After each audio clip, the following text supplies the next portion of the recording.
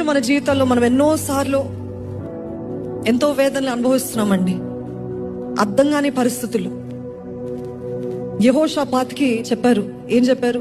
ఇదిగో యుద్ధ సైన్యము వస్తుంది, యుద్ధ సైన్యము వస్తుంది, శత్రు సైన్యము వస్తుంది అన్నప్పుడు వెంటనే he was such a wonderful man of God. He didn't do anything else. The moment he heard the news, he turned to the Lord. యేసు వైపు చూచాడంట, దేవుడి వైపు చూస్తారంట.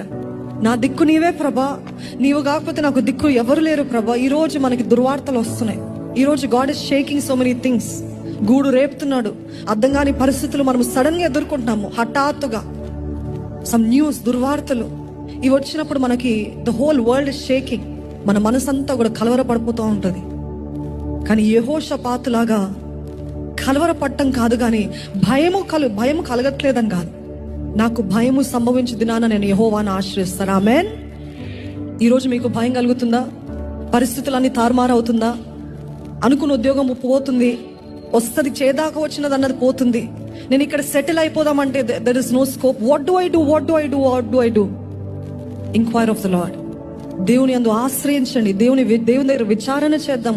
దేవుని వైపు తిరుగుదాము. కలవరపడుతున్నారా? భయపడుతున్నారా?